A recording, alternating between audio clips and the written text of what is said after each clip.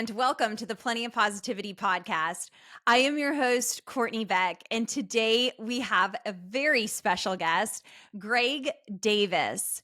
Greg is the author of the best-selling book, CHECKMATE, and he is a guest speaker. Greg has over 40 years of experience in accounting and finance, and he was also an accounting lecturer professor at University of Illinois at Urbana-Champaign for 7 years. It is my absolute honor and pleasure to welcome Greg Davis. Well, thanks so much, Courtney. I'm really glad to be here with you today and discuss my book and other topics that involve happiness and positivity.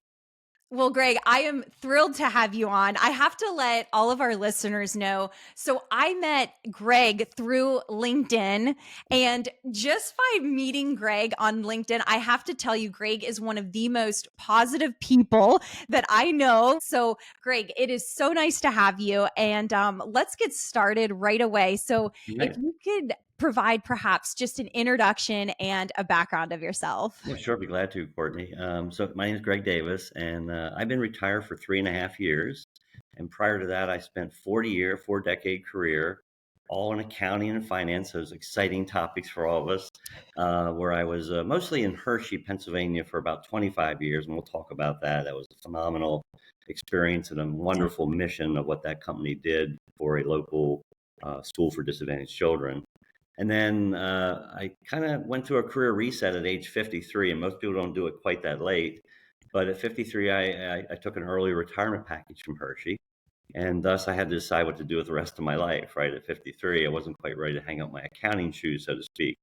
So I then went to the idea of I had been teaching adjunct as an adjunct basis, as Courtney does, at various schools throughout Pennsylvania, close to the Hershey area where I was working. And I found, Courtney, that those were my happiest days, is the days I was going to be teaching that evening. So when I did take the package from Hershey, I decided that maybe full-time teaching was where I wanted to be.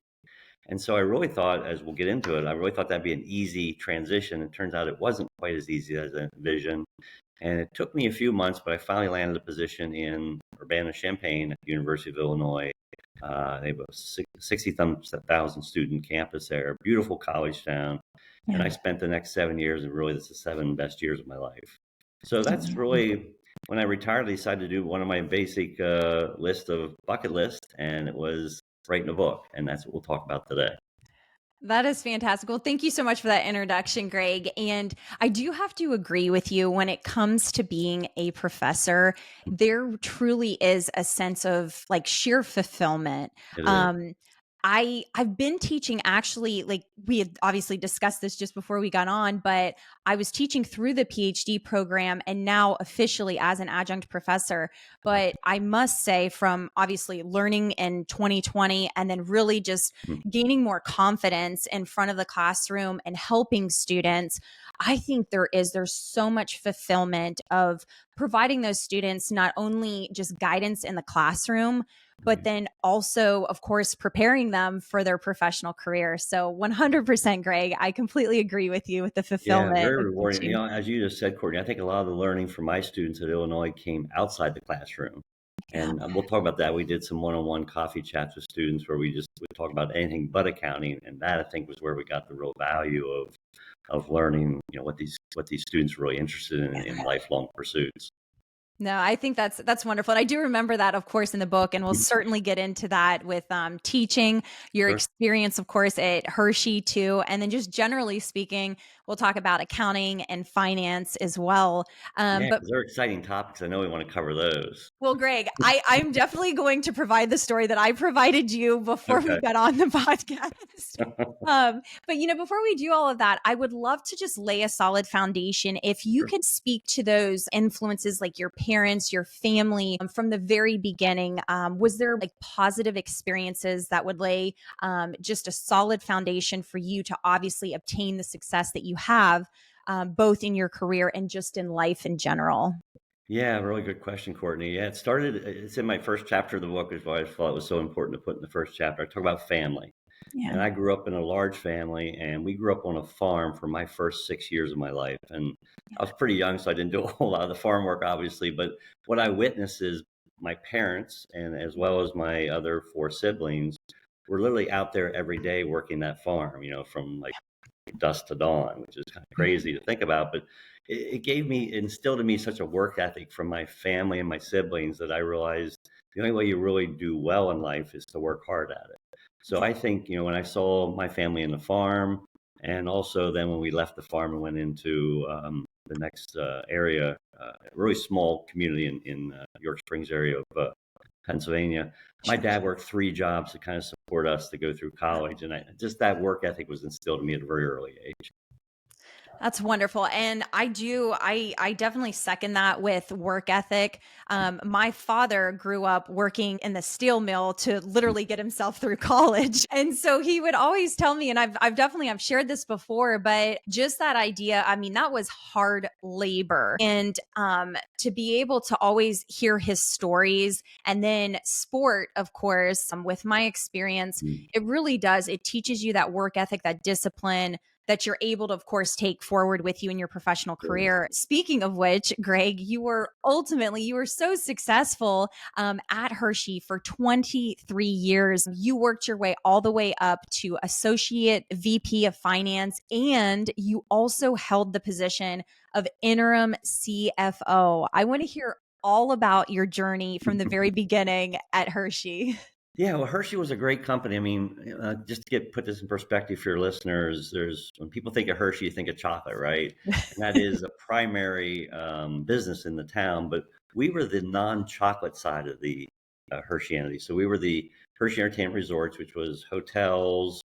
We had a sports team. We had a minor league hockey team called the Hershey Bears. We had the amusement park, which we had a couple of those. And we had a lot of ancillary businesses that supported those main operations. So we're kind of the non-chocolate side of the business, but what's kind of cool about that operation is everything that we made, 100% of our profits went to support the Milton Hershey School. Again, a lot of people don't know about the Milton Hershey School, but I think it's one of the largest school trusts in the world at roughly $17 billion today. Wow. And our profits went to support that for underprivileged children. So, I came in kind of in 1991, kind of working at the park operation, which is kind of where you start and work your way up. Sure. And that was hard work. I mean, in the summer, literally, you're there literally almost every day, even as an office Mhm. employee. And even in the late August timeframe, when we still had guests coming, but a lot of our kids went back to school, we Mhm. as office workers went out into the park and actually did, the day-to-day work. So I Oh, love the company. I love what we were all about. I love the mission. I love that we were helping people on their vacations.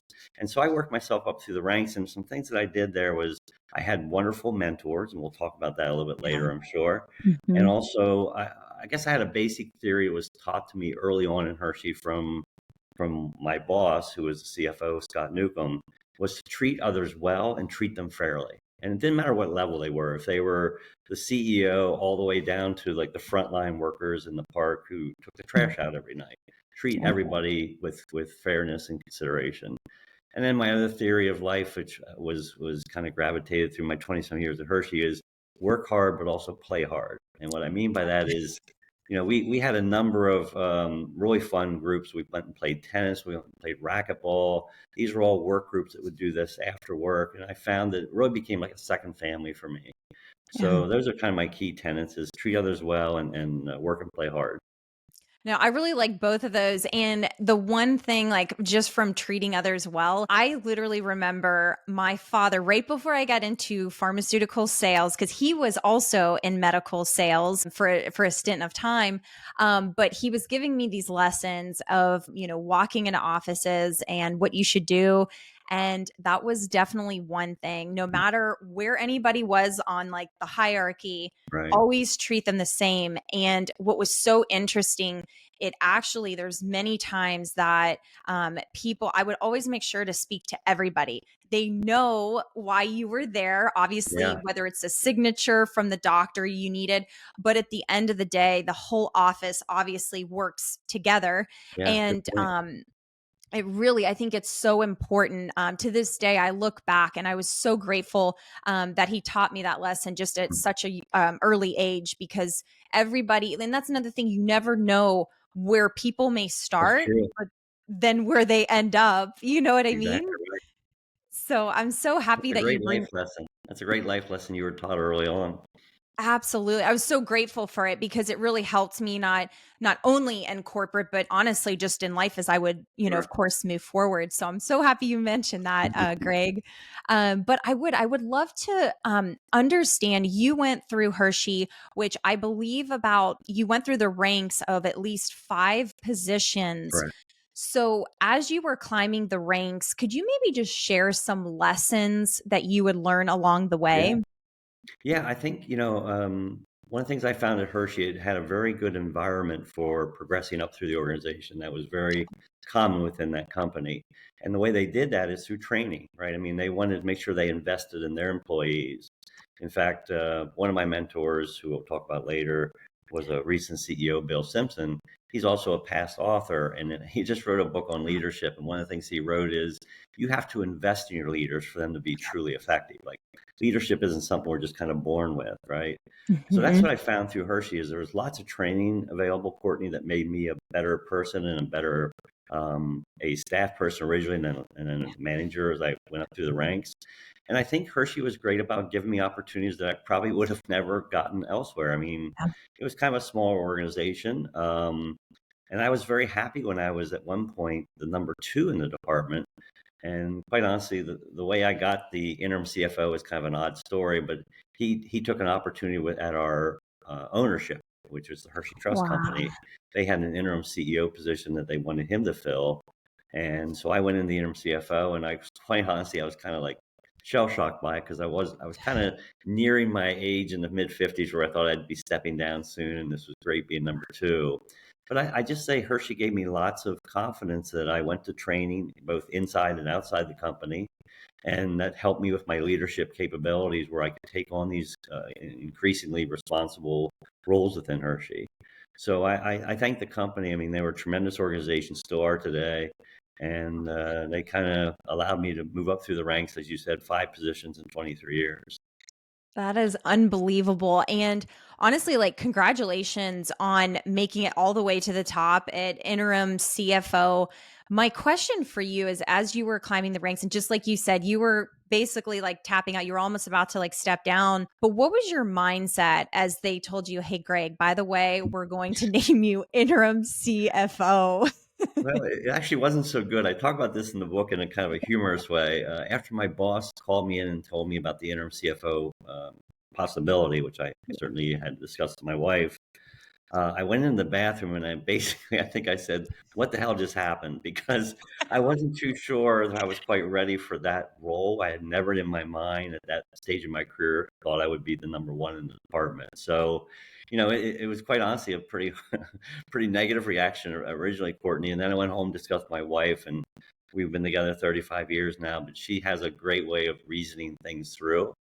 And I think she's the one that kind of made me see the light that this was the right decision, not just for me, but for the company. Right? I could help the company proceed while my boss, Dave Lavery, was able to go to the trust and fulfill that role for them in their time of need. So, she gave me a great perspective, and then I had a much better, more positive outlook to it, and we went from there. So I was only in that role for about 18, 19 months. So it wasn't too bad, but it seemed like 5 years because we ran into some opportunities during those 18 months as a company. No, that's wonderful. I mean, like I said, just to make it to the top and to say that you made it to the top, I think is such an incredible accomplishment. And, when you talk about really like stepping out of your comfort zone, I'd love to speak about that right now. And this could even apply, of course, to anybody and different companies if you're at different points of Yeah. your career. But what maybe are some words of advice that you could provide people when it comes to stepping out of your comfort zone? Yeah, I think a great one for me was when I decided to leave the business world, as we'll Mhm. talk about, I'm sure, a little bit later. But I left the business world at age 53, took that early retirement with Hershey, and then decided to go into academia, which you certainly know that industry Yeah. better than anybody. And it was a whole revelation for me, quite honestly, Courtney. I'd been an adjunct, and I think you're a little bit more sheltered, at least in my opinion, you're a little more sheltered as an adjunct as when tried to become a full-time professor. And I had not done a lot of research, which was a mistake. I will tell your listeners, please do your research ahead of the time when you try to go into a new industry. But I truly thought that since I had that adjunct experience, I could kind of move right into a full time role, no questions asked, right? Within the central PA area where I'd been working and living my entire life through 50 some years. And I Yeah. found out harshly that that's not the case at all. Mhm. Academia is very, pretty heavy set if you're going to be a full-time instructor to wanting to have a PhD, which I did not. And I had lots of other initials throughout the accounting and finance world, Sure. but they didn't really mean a whole lot in academia, which was kind of surprising to me. Wow. So I think, to your listeners, I would say it took me some time to readjust. And now I really had to go into a new industry, and Yeah. I had to really increase my search. Like I wasn't going to get a job locally because, quite honestly, they were too small departments to have both tenured and non-tenured positions. Sure. And so I learned a little bit about the academic world by doing some research, which I should have done prior to my departure of Hershey. And I just kind of learned the hard way that you had to do your work. You have to do your homework. And Yeah. once I found out how the academia worked, then I was able to get into a larger organization like at the University of Illinois. And I expanded my search. The way I got that job was by going to a conference across the country Yeah. in California. And that's where they had a job search part of that conference, 3-day conference. And that's where I Sure. met the Illinois folks. So, I guess my key advice is make sure you do your homework before you change jobs, and B, make sure you're able to adapt. Because I mean, I was kind of a business person for a number of 33 years, and I realized I had to be a whole different person to be a full-time instructor in academia. No, I think that's commendable to change careers. And you said it was what, at the age of 53? Is that Yeah, correct? 53. Yeah, I was up there. No, I think that's wonderful though. And I think it's such a positive message for people because at least from my perspective, from under my undergraduate degree all the way through up to now, I mean, I've been in so many different directions. And I think to your point, like just being adaptable, being able to be open minded Right. about change, I think is so critical, especially the world we live in, as we know, like even Yeah. technology, right?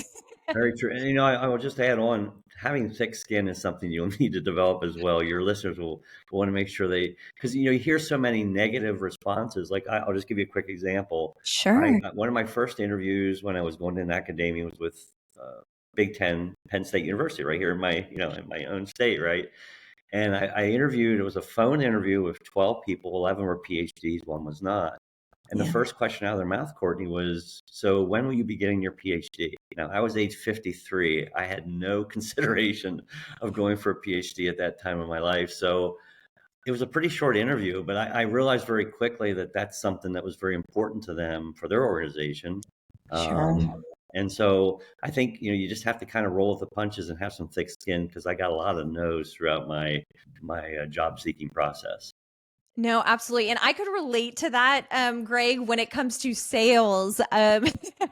Being in sales, talk about rejection. No, I mean, it was constantly said to you. But like I said, I mean, just the lessons that you learn, they really overlap, like whether it's career, whether it's through life. But being in sales, I think like really taught me so much about that resilience, about persevering. No matter how many no's you get, there's going to be one yes at That's least, all you right? need. That's all you need to build upon, right? That's so true. But great, I want to take it back right before when you switched over Mhm. from Hershey and then thinking about going into academia. Both you and your wife had a conversation in 2014. Do you mind maybe speaking about that and how that would really provide that transition into Yeah, academia? no, I'd be glad to, Courtney. It was, as I said, I ran into some difficulties trying to find a job in the central PA area. So I realized I had to greatly increase the destination where I was going to be. And Sure. so that was a tough discussion with my wife in early 14, because she was a physician. She was a pathologist in York, Pennsylvania, at a local regional hospital there in New York.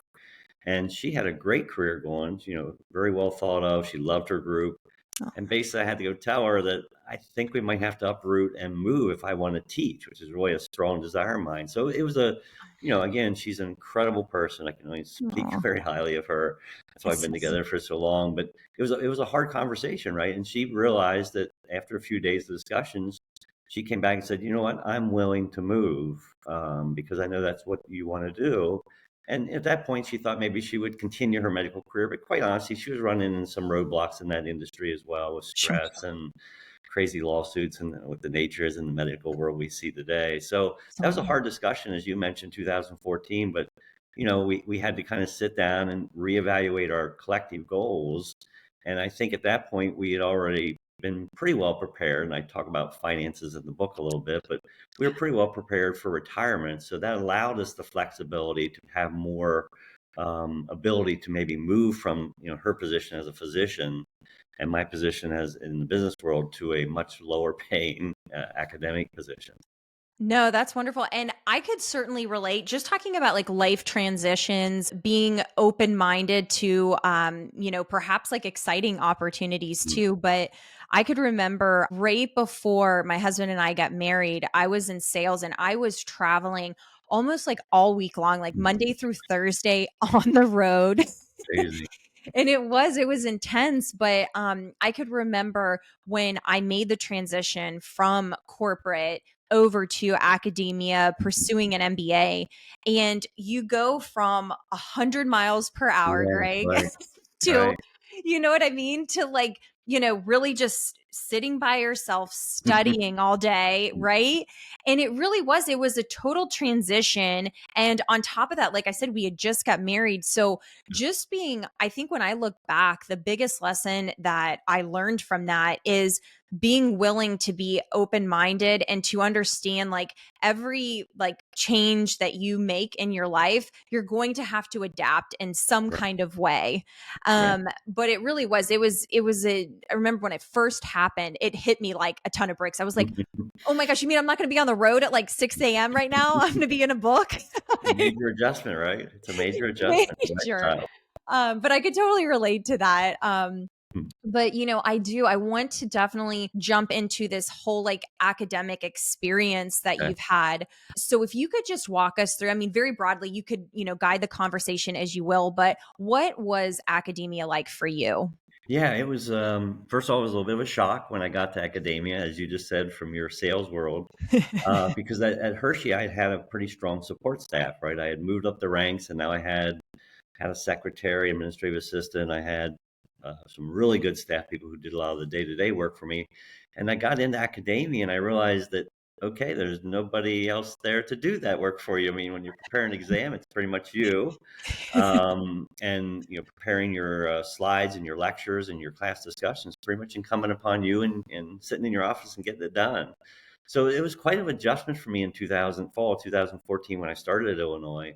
But I found the environment, Courtney, and I'll Mhm. say this to any of your listeners: if you're thinking about going in academia, the environment is amazingly rich. I mean, it's just Yeah. to walk into our business building where we had 3 floors of classrooms and Wow. discussion areas. There was such a buzz when you walked into what we called the atrium, which was a coffee shop with like 300 seats for people that kids could come around and talk and review homework and so forth. That buzz is something I'll never forget. And I think that's what energized me. When I went into a classroom, I loved that these students were there for, I mean, first of all, Illinois has really good students. So I was Yeah. very fortunate in Mhm. that they're strong students who come there, both domestically and internationally. We had like 40 some percent international students in our Wow. classrooms. And that also made for some really rich and interesting discussions, right? So I fed off of that environment tremendously well. I really enjoyed that. But it was a shock for me originally when I went from business world where I'm in an Right. office every day, and then going into an academic environment where you're kind of in your own office doing your own work, and then moving into the classroom and spending time with the students. So it was a shock. But I think your listeners will again take away from this is you have to be flexible, right? You have to kind of roll with the punches because some things happened that first semester that were good for me, and some things weren't so good for me, and you just had to kind of roll along. No, absolutely. I could totally relate. I mean, I could remember when I first started teaching, and obviously we had discussed this, but in 2020, which of course we all know was when the pandemic happened. And I remember not only was that the first time I was teaching in person, but that transition online. Yeah, right. And so when you Horrendous. talk, yes, when you talk about being open minded and being able to be flexible through that, like any change for that matter, um, I just automatically go back to that first time. I remember going home and thinking, oh, wow, not only is this brand new to me, but now I'm going to have to figure out how to teach online for the first time. Right. It's a huge adjustment. It really is. And, Greg, I'm just curious, just like another question for you, but do you enjoy being in person when you were teaching, or did you prefer online? Well, that's an easy one for me, Courtney. I would take the in classroom any day of the week. Uh, I just felt that the online, while very effective, and I could reach large numbers of students that way, Sure. was very impersonal, right? I think we talked earlier. We both seemed like we enjoy being in the classroom, seeing the reactions of students as you go through topics, and doing that interaction, because that to me is where the learning is much more fun and much more fluent. 100%. And I think one thing that really catches my attention by being in the classroom, I really speak, as you could see here, like with my hands and So do stuff, I. So do I. right? But it's so true, like to be in person, to see somebody else communicate right there, interactive, asking questions, immediate responses. I think there's nothing else like I it. agree. And obviously with some of these students, all they really knew was Zoom, Yeah, essentially. What, unfortunately, sadly. well, that's what I mean. Like, coming in from COVID, obviously, that's you never miss what you really never had, right? At the Yeah. collegiate level, at least, of course, in high school, I'm sure they did. But regardless, I'm all about in person and Mhm. in the classroom. And speaking of which, when I was reading your book, I am so excited to get into this one part of it. You speak about these coffee sessions. Oh, yes, yes. So could you please Sure. enlighten our our listeners Yeah, with yeah. that? I started this at Hershey, quite honestly, Courtney, where for the last couple of years of my career there at Hershey, actually one of my bosses, who was CEO at the time, Bill Simpson, one of Mhm. my mentors, had suggested that, gosh, Greg, there's so many people that think the world of you. They love to hear some of your thoughts on how you got to where you are. Why don't you just meet with them periodically in like a mentoring program? So I started that at Hershey, where I just did it like in the evenings, or we do it over appetizers or light drinks, whatever. Sure. So, well, I didn't want to do drinks in the college world.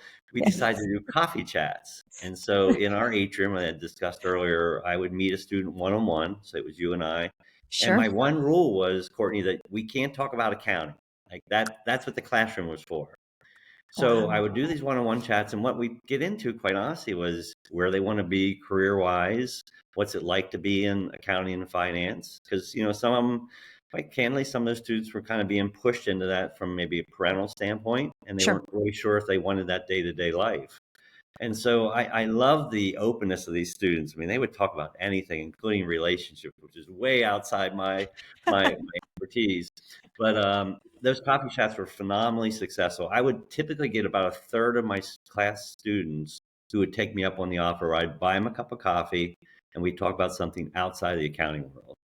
Wow. See, and I think that's so important because I always tell students, even in the classroom, like obviously we have the topic matter, Mm. but then also too, what is it really like outside of the classroom? I Right, right. always share. I mean, as much as we just want to like talk about our successes, I always share my failures. Like if I Yeah. could go back and sit in that chair that those kids are in, it really is. I would have spoken to, professors more. I would Yeah. have put Yeah, I myself agree. You would have picked their brains. Yeah. pick their brains because they have been in it. These are my strengths, these are my weaknesses. Where would you suggest that I, head? Um, and I didn't do that, and so I Nor always, did I. like, I mean, just maybe speak to that too.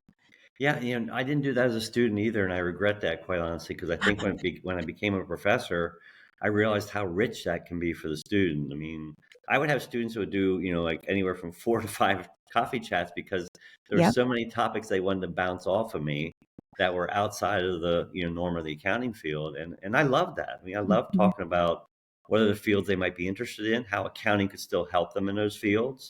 A lot of them wanted to own their own businesses, and a lot of it was to improve the world in some fashion, which I thought was very noble. But Right. I would tell them that's a great, goal to have, but you're gonna have to work up to that, right? I mean, you Mhm. don't come out day one and own your company in the third day after you graduate from college. So I just wanted to talk to him about some of the hard knocks you have to go through, and some of that involves financial, save up some money and form that company down the road. But just rich talks that I feel I left out as a student. I wish I had been more participant with my instructors as well. No, I think that's wonderful though that you mentioned that you had started kind of that like mentorship program, because at least when I was going through college, it was simply athletics and academics. Yeah, And I never thought, oh wow, there may come a day when I have to move forward from this. right. you You don't know, think about that when we're 17 or 18, right? I'm telling you, you're in that college bubble. And, when I got out, that's been my mission, like really from that point on is if in fact, like students, I mentioned this before, but I come before, at least 30 minutes before class and I stay after simply for offering advice. If there's Oh, any wow. type of guidance, That's um, great. well, and I think what I noticed too was you were able to build that connection. Yes. And I never had that. I never went up to a professor and simply asked them just even like two questions because I was so No. shy. Yeah, I'm the And same way. I was like one of the first ones out of class. I was I was too, because I would grow into, like I said, just building confidence. But truthfully, I mean, if you look back at, I don't know, like my freshman, sophomore year, I was not outgoing whatsoever. And so I really do. I try to make that environment where the student feels comfortable. Like I said, after class, you already have all the material as far as like, the bookwork, reading the Yeah, chapters. But then, hey, like, what is actually out there in sport? It's not just coaching. I only thought it was coaching. I'm like, right. So many other avenues. it's so true. So I really do. I think that's so commendable that you started that program to really help students after, of course, once they were done with the classroom, so to Yeah, it was a lot speak. of fun. I enjoyed it. That's great. And Greg, I have to hold up this book because this is my favorite part here. So if I'm getting this in here, I think Yeah. I am. Yay. So, checkmate, tips and lessons to help you make the right moves to achieve happiness. I would love to hear the whole journey from the beginning, Greg, from starting to write the book to the end and publishing it and actually getting out to the marketplace. Yeah, well, first of all, that title is a little bit of a misnomer. I received quite a bit of pushback from my publisher on that. Really? I happen to love the game of chess, so I came up with Checkmate just kind of as a catchy title. But I really feel it's important in the book Yeah. that there's a lot of analogies between life and the game of chess. And not to get into the details of chess, but a lot of things happen in a game of chess that you can't ever project. And that's the same way Mhm. in life, right? We find there's obstacles that hit us that we can never have envisioned. And so you just have to overcome them, do the best you can, and move forward. So my Yeah. journey for the book is kind of interesting, Courtney. Again, I had a great mentor, Hershey, Bill Simpson. He was CEO when I left there, and I worked for him for a number of years before I left. Mhm. And when he retired, he decided one of the things he wanted to do was to write a book. And he wrote a book on like forms of leadership, and Sure. he's taken it a little bit further since then. But so I met with him my first summer when I retired in 2021, and I said, he said, "What do you want to do now with your life?" And I said, "Well, one of my bucket list items was to write a book, but I really, being a numbers guy, I have no sense of putting words on paper, and I was just scared to death of it." And he said, "Well, there's a program out there through Georgetown University. I think it's now called Manuscripts, I believe." Wow. It's a 5-month program, and it was all online.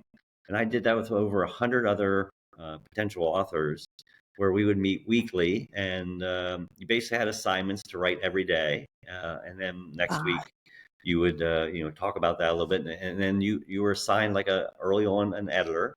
So I think after 2 months, I got an editor assigned to me, where I was taking what was originally called snippets, just small phrases, put them Sure. into paragraphs and into chapters. It's kind of a progression of building. And by the time you get to the end of the 5 months, Courtney, you basically have a 25,000 word rough, very rough manuscript. So it was an amazing program. I mean, just the team building you get through that Yeah. sense of working with others. I mean, I still to this day, in fact, I think you had one your program about a month ago, Scott White. I still Yes. am in contact with some of those students who I went through that program with together. And it's just really amazing to see us, kind of struggle through those 5 months. And then literally within, I guess for me, my book was published 15 months after I started the journey. So I started in February of 2022, and by the end of April 2023, my book was published. So, I mean, I found that to be a very fast timeline. And I was ecstatic that I got through that in 15 months, but the writing scared the heck out of me. I mean, it wasn't a strength of mine at all. And my editors got a real workout, quite honestly, doing the editing they had to do with my initial writings. But I'm really pleased with the book. It's about 150 pages, so it's pretty easy to read, 3-hour read for a lot of people. And it really was very therapeutic for me as well, Courtney. Yeah. Chapter 1, we talk about family, and we get into some of the rough issues where I Yeah. lost 3 family members over the Yeah. early stage of the pandemic, and none of them to the pandemic, interesting enough.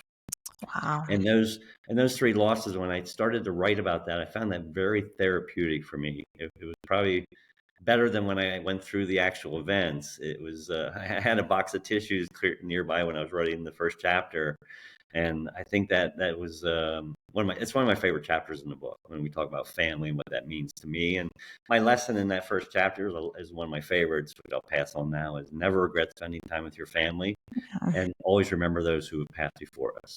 So Yeah. that's kind of my journey. But yeah, 15 months from start to finish.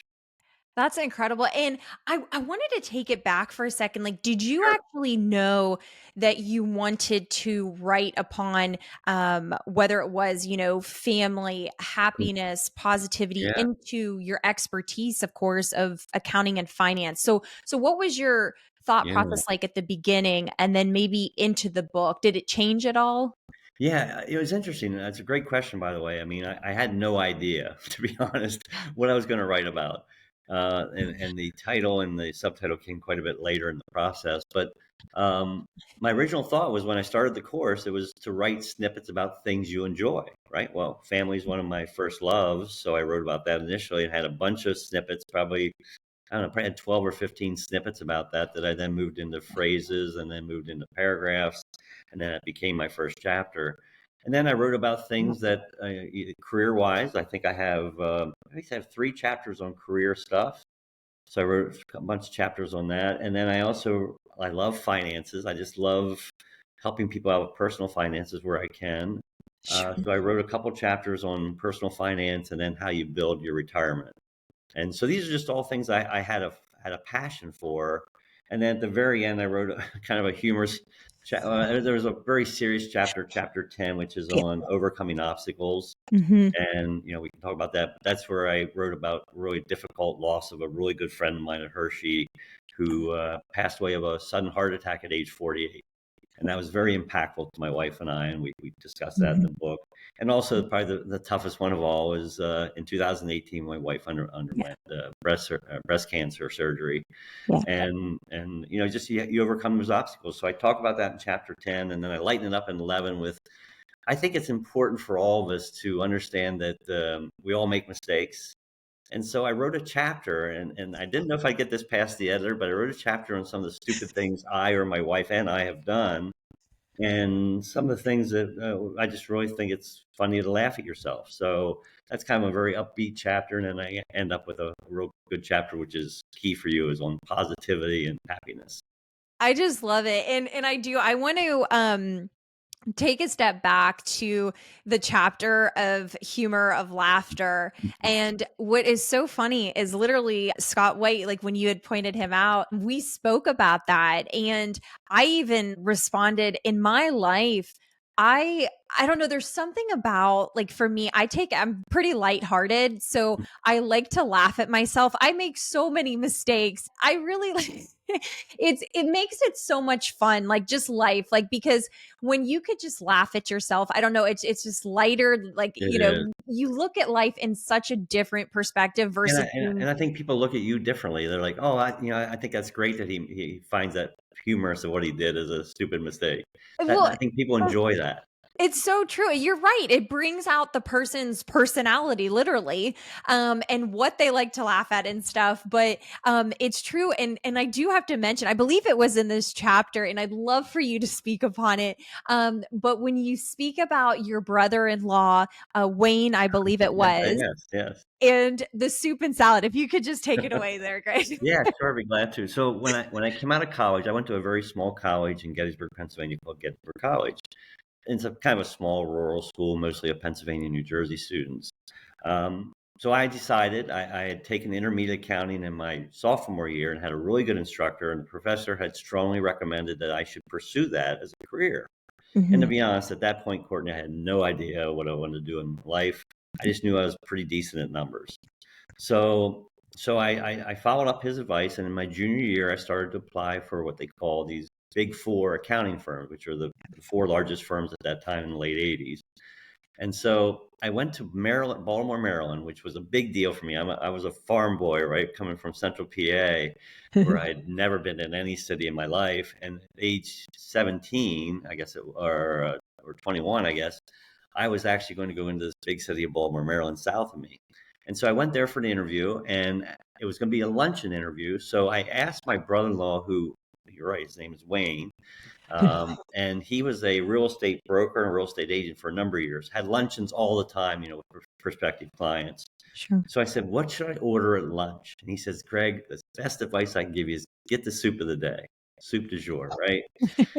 So it sounded very classy, and I thought, okay, well, I'll give that a try. So I get to this luncheon, and by the way, the morning interviews hadn't gone particularly well. I wasn't exactly wowing them with my lack of. I didn't have a lot of outside or extracurricular activities in college. I pretty much was just a student, and I was a commuter student at that. So Sure. I wasn't actively involved in the college community, unfortunately. So it wasn't going great. So we went to lunch, and I thought, here's my chance, right? Here's my chance to really impress these fancy folks from Baltimore.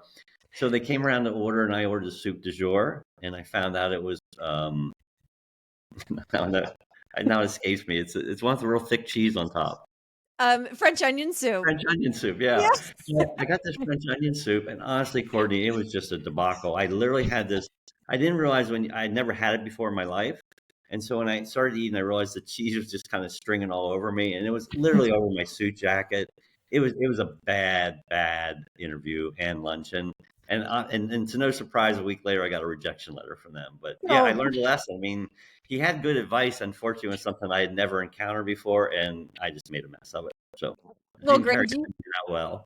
do you really think the rejection was on the soup? No, no, I don't. But I like to blame it on that, especially for my brother-in-law.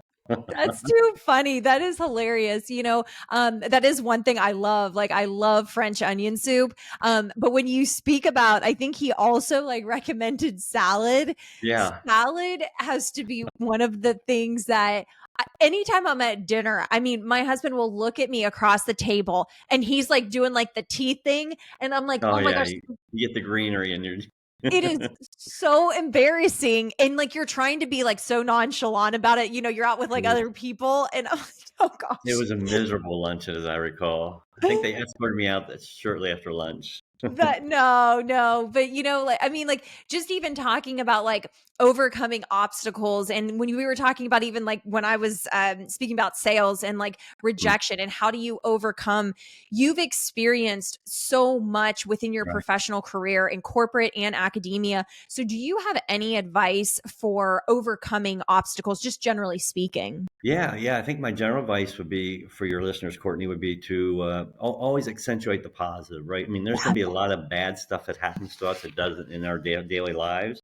But I sure. think for me, the way I move forward is just to kind of put that in the past. I can't doing about it now, Yeah, and think positively. What can I do to improve the situation? So I think a positive outlook is a key, and that's what really helped me through some of those more difficult struggles with losing a really close friend and have my yeah, wife go through surgery. So just look for the right, positive, and I think that'll get you a lot further in life. And then also just yeah, coming down to treating people with just general respect, right? I mean, right. I think, especially it seems like over the last maybe 4 to 5 years, our country has Sure. become a little bit more jaded.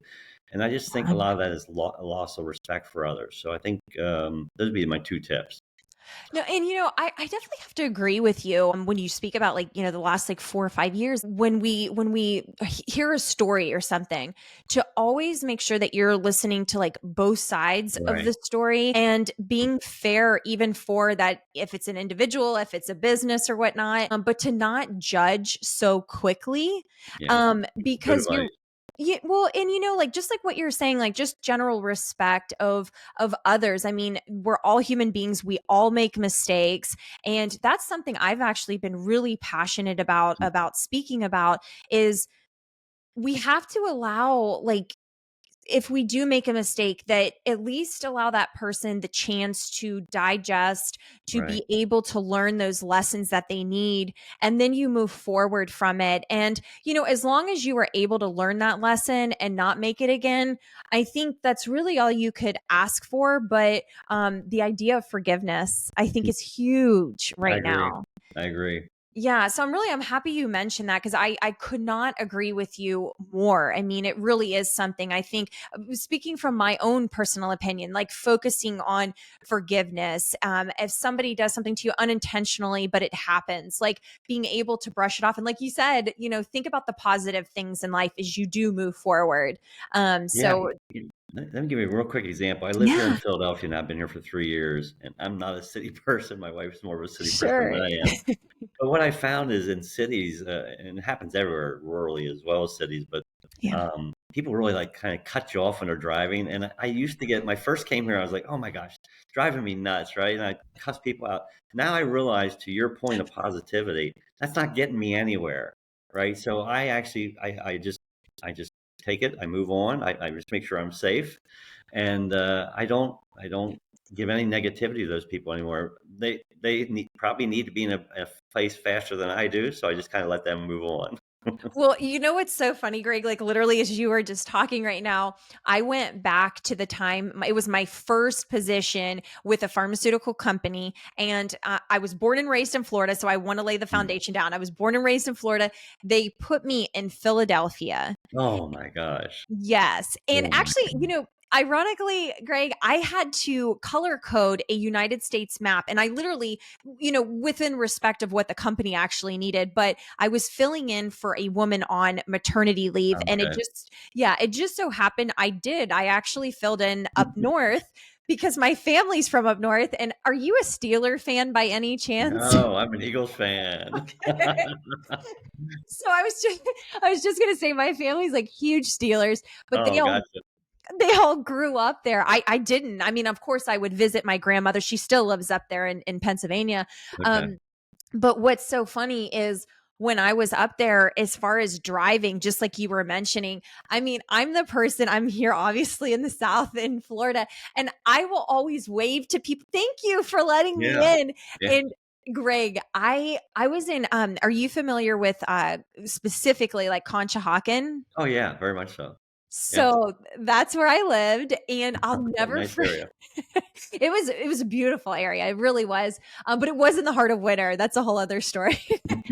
But I remember getting on the interstate and really like you have to be aggressive to like Oh my get gosh. in, right? Yeah. Well, I was waiting for the quote invitation, which you don't You do, don't right? get. You don't get. And so You'd there be I waiting forever. Oh, I literally first time I got ran off the road, literally speaking. So I learned a lesson very quickly. And just like you said, yours was, being positive and just taking the positive route. Mine was like, okay, we got to be more intense, court, to get into that interstate. Not Uh, easy. No, it's a different world. it really is, but I really did. I enjoyed Philadelphia. I was only there for a short stint. I think it was like Okay. it only ended up like 2 months, but Okay. Not bad. you live and you learn, right? Right, you live and learn. Right. Live and So learn. true. So next, I would really like to get into we briefly spoke about it, but mentorship Yeah. throughout your career, not maybe even just in academia where you were providing mentorship for students, but as a general concept, if you could speak to the importance of mentorship.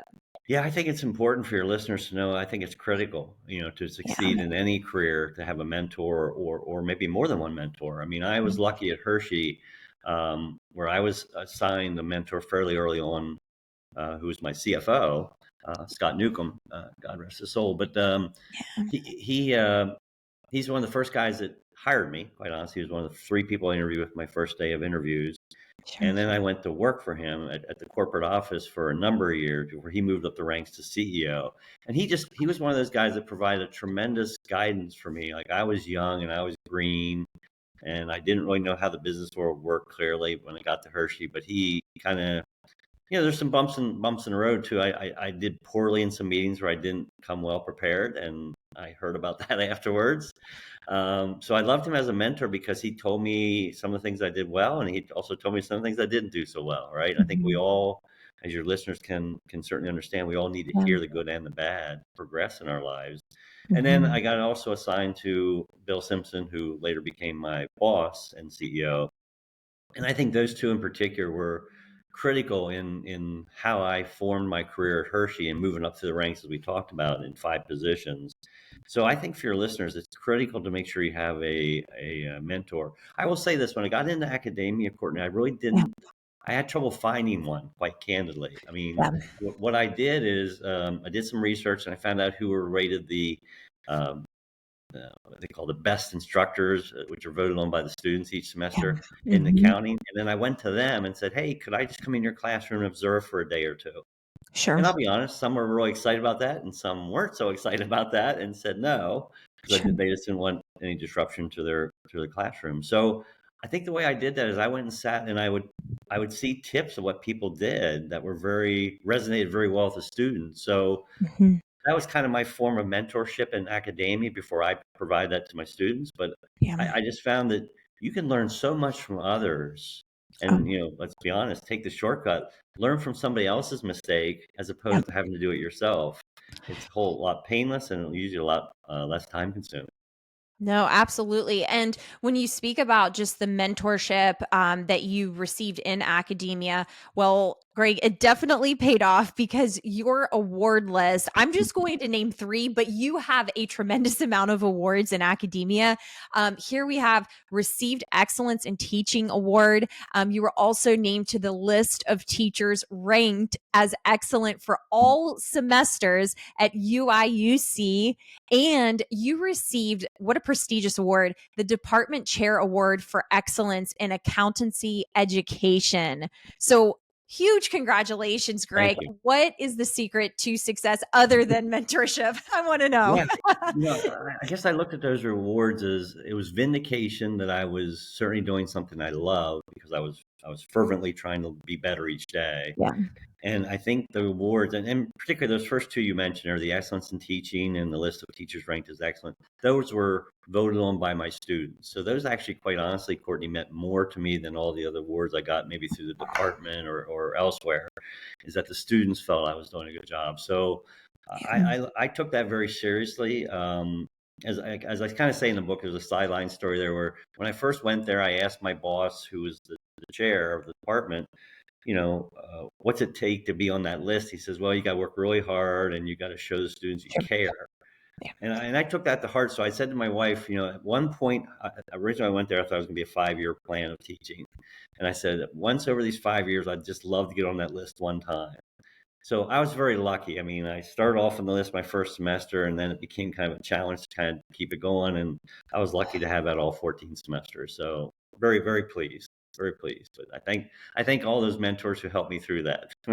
Oh, well, big congratulations. That's something to be proud of. And, to your point, I think when you do receive those evaluations back, like from the students and recognizing that, that value other than just teaching, like I said, spending time before coming early, even if it's just a simple Yeah. conversation for what's to come after the classroom setting, I think it can certainly make a difference. And I always try to put myself in that position of when I was an undergrad and what I wish I had. Mm-hmm. And it's not even a matter of what I wish I had. It's probably more so on me that I was shy and I just decided not to ask questions. But I try to be that like approachable professor. But I like how you say that, just really valuing what the students would, Right. provide as far as feedback goes. That really meant a lot to you and obviously would provide you a lot of fulfillment in that job.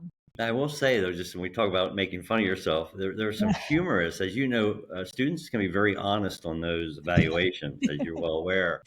But some of my favorites, I used to put these up on the board when it was time to do the evaluations. I put on my favorite prior comments from students, and I'll just give you two. One in particular I really liked was it was my very first semester, and I was teaching a master's level course in accounting for. It was primarily international students, probably 80% international students. And one of the students wrote, I think the question was phrased, "What would you recommend the University of Illinois could do to make this class better in the future?" And this student wrote, and I quote, uh, "I think the University of Illinois should send Professor Davis back to Hershey, where he just does chocolate." Are So you I clearly got the strong impression they weren't wild about my teaching methods with that phrase. And then my other favorite one is somebody wrote, "Professor Davis wears his pants way too baggy. He needs a tailor." And I don't even understand that one, but it's like, why would they even be concerned with my right? That clothing that attire? that completely breaks my heart. I mean, first off, I just want to share a story. It's to number one, how commendable it is to be able to teach accounting. I went through an MBA program, and it was literally known before you even stepped foot into the accounting class. That is the weed out class Yeah, of the it can be. MBA. Yeah, it is. Okay. So I give you a huge props for being in accounting, let alone teaching it. I mean, I remember the professor would always have office hours, and I was in there all the time because Good. it was great, but it was also, I mean, it just goes to show, I mean, how, in my personal opinion, how difficult accounting really is. So I appreciate the fact that, like I said, you were not only in accounting and you had a job with it, but that you also taught it. So there's Thank my review for you, Greg.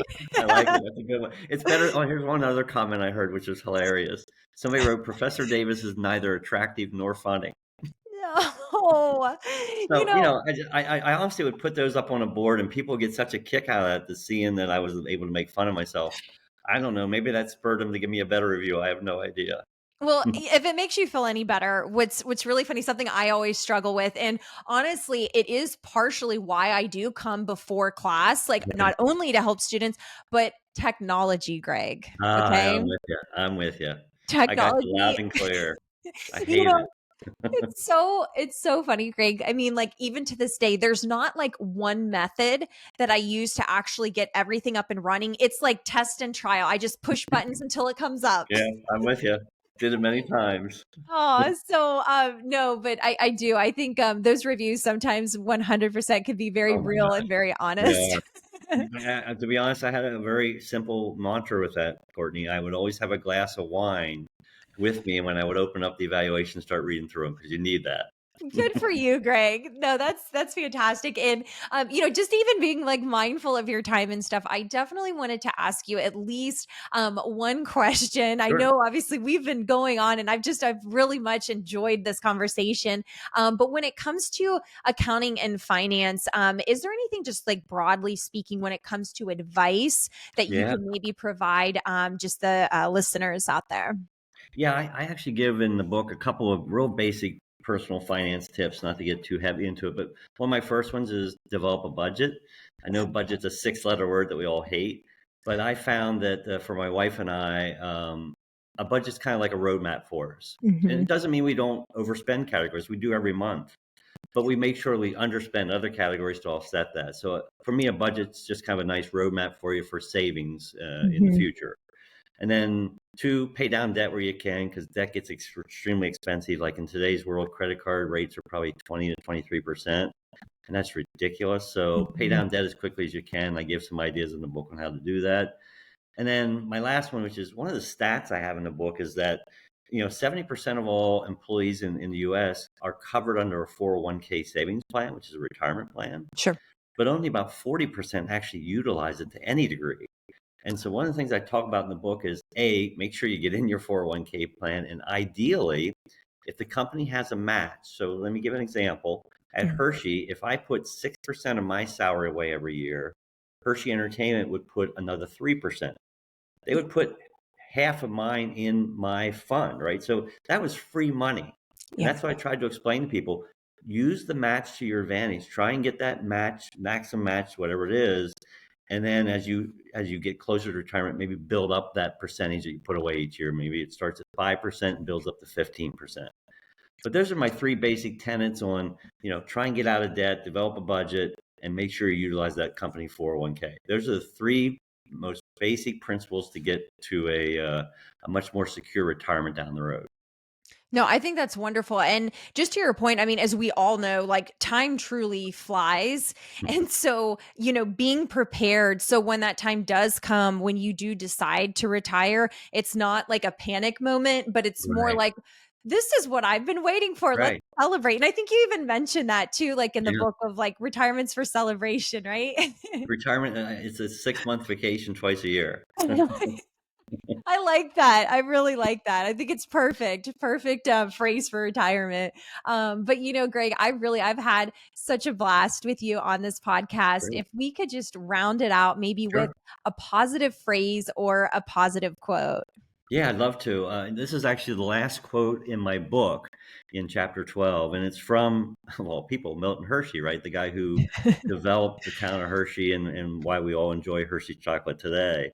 But his quote, I love this, and it's perfect for your podcast and for your listeners. One is only happy in proportion as he or she makes others feel happy. I mean, if you think about that and you let that resonate for a little bit, but I'll just give a quick example. My wife currently here, we've been in Philly for 3 years. As we speak here in this podcast, she's literally across the street working at a mission for homeless people. And she does that 3 days a week. And that is her three happiest days of her life, quite honestly, is when she goes over and supports these homeless people in this big city. And they come there and they get their mail. She works in the mail room, and that sounds silly, but getting a piece of mail is a big deal to people who normally don't get mail. And Sure. also they get one more meal over there. So, I think let me say that again. One is only happy in proportion as he or she makes others feel happy. I love the resonance of that, and I love to leave your listeners with that. Well, Greg, thank you so much for that Thanks for quote. having And me. I mean, my gosh, like just everything, whether it was talking about career, sharing, of course, your knowledge within the realm of accounting and finance, and, taking the risk, taking the jump at, 53 years of age to then transfer to another career. Like that is so inspiring. I know our listeners are going to take so much from this podcast. So, Greg, thank you once again for coming on the podcast. Thanks, Courtney, for having me on.